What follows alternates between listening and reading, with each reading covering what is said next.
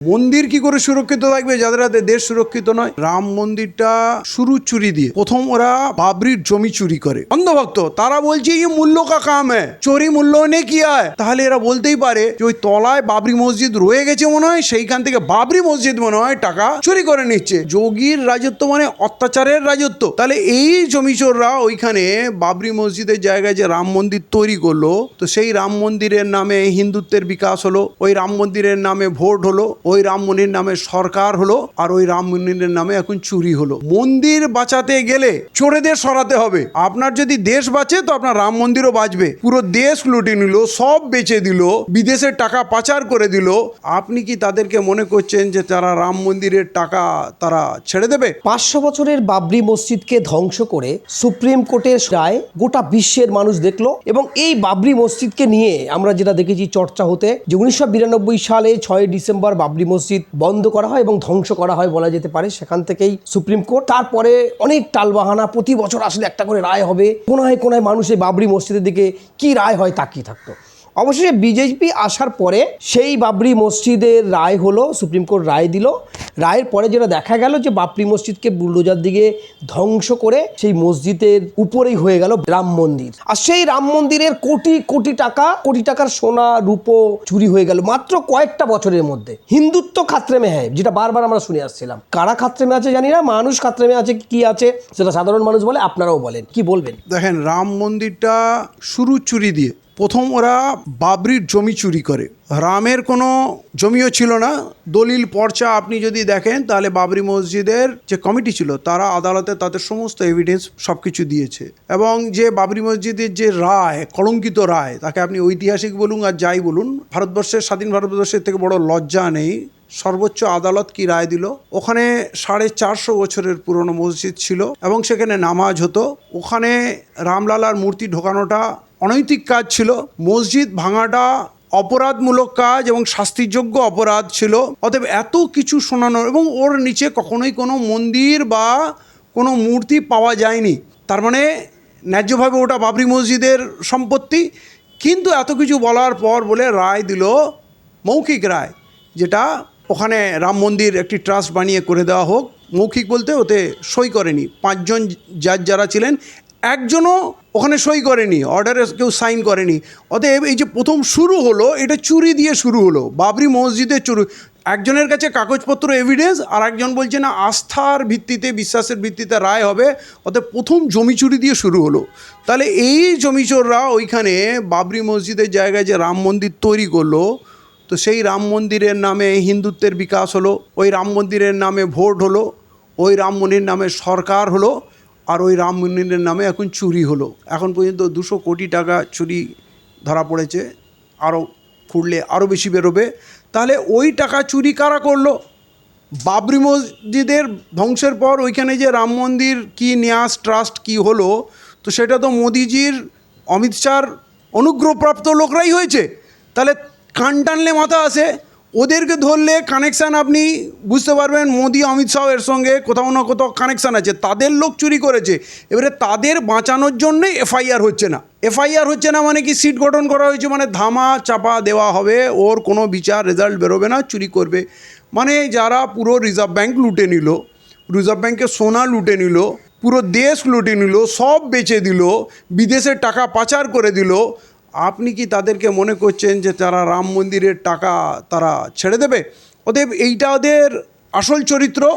যারা ধর্ম বিশ্বাসে, আবেগে, রামের নামে ওইখানে যাচ্ছে, নিজের কষ্টার্জিত পয়সা সোনা দানা ওখানে দিচ্ছে। আমি প্রথম কথা বলবো, এত সোনা দেওয়ার কি আছে? মন্দির তৈরি হয়ে গেছে, ভগবান খায় না পরে না কি করে? ভগবানের কি প্রয়োজন আছে? ভগবান তো দেয়, ভগবানের কাছে লোক চাইতে যায়। তাহলে সেখানে ভগবানকে এই যে বোকা বানানোর কল, এটা আজ নয়, প্রাচীনকাল থেকে মন্দিরের সোনা চাঁদি টাকা যা পড়ে, মুষ্টি কয়েকজন লোক তারা মন্দিরকে নিয়ন্ত্রণ করে এবং তার সম্পদকে ভোগ দখল করে।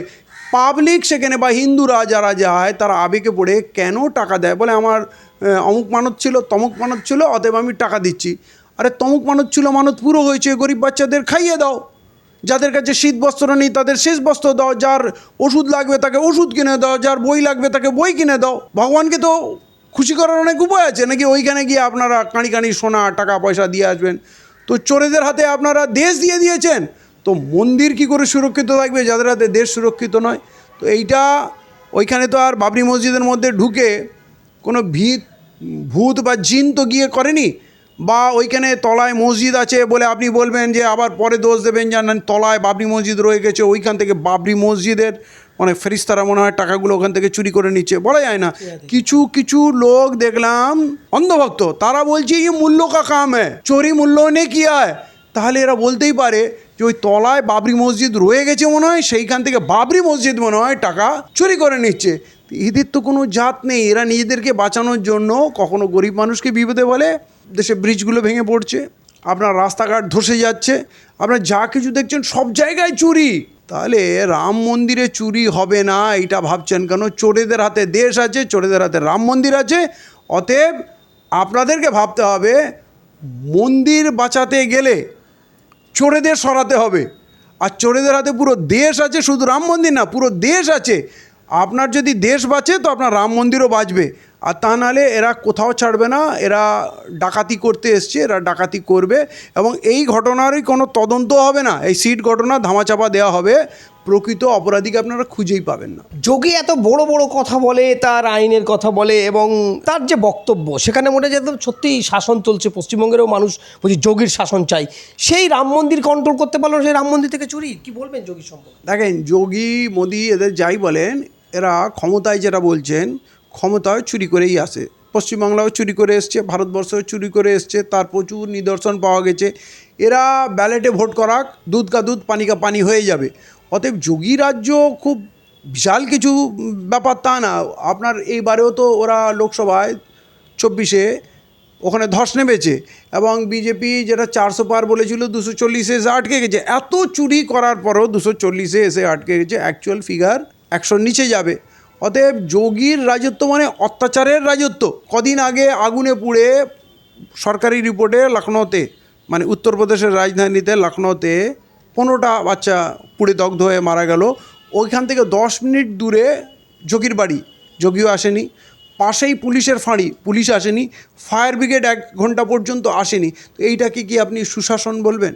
এরা নামাজ ছাদেও পড়তে দেবে না, অথচ এরা যখন ওই কাবাডিওয়ালা না কি ওরা বেরোয় একটা, ওই কাঁধে বাঁক নিয়ে জল নিয়ে ভরে, 1 মাসের উপরে পুরো উত্তরপ্রদেশকে স্তব্ধ করে দেয়। আর এখন বলছে যে রাস্তায় নামাজ পড়া যাবে না, নামাজ নাকি মসজিদে পড়তে হবে, বাড়ির ভিতরে পড়তে হবে, ওটা জনগণের জায়গা। অথচ এরা কিন্তু যখন ওদের ধর্মীয় উৎসব করে তখন মানুষের হোলিতে মেয়েরা রাস্তায় বেরোতে পারবে না। যে পরিমাণ অশ্লীল আচরণ হয়, যে পরিমাণ অত্যাচার হয়, মেয়েরা রাস্তায় বেরোতে পারবে না। তাহলে ধর্মের নামে এরা যে করছে, যে অত্যাচার, যে লুট, পৃথিবীর বুকে কি আমরা মুখ দেখাতে পারবো? বিদেশি পর্যটকরা এখন ভারতে আসতে চায় না, এবং তাদেরকে তাদের দেশ বলে দিচ্ছে তোমরা ভারতবর্ষে যেও না, ভারতবর্ষ মহিলাদের জন্য সুরক্ষিত নয়। এই জায়গায় আমরা এসে পড়েছি। এইটাকে কি আপনি, কারণ ভারতের যত ইম্পর্ট্যান্ট সৌধ আছে উত্তরপ্রদেশে, তার মধ্যে একটা বড় অংশ রয়েছে সেখানে যে ট্যুরিজম আছে। এরপর কিছু তাজমহল আগ্রা উত্তরপ্রদেশে পড়ছে, দিল্লির কুতুব মিনার আছে, বা রাজস্থানের জয়পুরে কিছু আছে, আজমেরের দরগা আছে, ফতেপুর সিকরি আছে। তো বিদেশিরাও এখন ভারতবর্ষে আসতে ভয় পাচ্ছে, এতটাই দেশ বদনাম হয়ে গেছে। তো এইটা যদি যোগীর সুশাসন হয়, আর এই যোগীর সুশাসন যদি বাংলায় চায়, তাহলে আপনি বুঝুন ওইখানে মেয়েদের রেপ হয়, আর তার বাবা মা যদি কমপ্লেন করতে যায় তাদেরও জেলের মধ্যে পুরে দেওয়া হয়, লকআপে পুরে দেওয়া হয়, বা তাদের এনকাউন্টার করে দেওয়া হয়, মেরে দেওয়া হয়। এখন দেখুন আরজি কর নিয়ে এত উত্তাল হয়েছে, এখন পশ্চিমবাংলায় যত রেপ হয়েছে এখন একটা মনে হচ্ছে মানে সাধারণ ঘটনা, আর কোনো রেপ নিয়ে কোনো আলোচনাই হয় না। এমনকি কোনো নিউজ নেই, মুখ্যমন্ত্রীর বিবৃতি নেই, কোনো পুলিশ অ্যাকশন কিছুই নেই। তাহলে আপনি কোন যোগী মডেল আপনি পশ্চিমবাংলায় আনতে চান বা ভারতবর্ষে প্রয়োজন?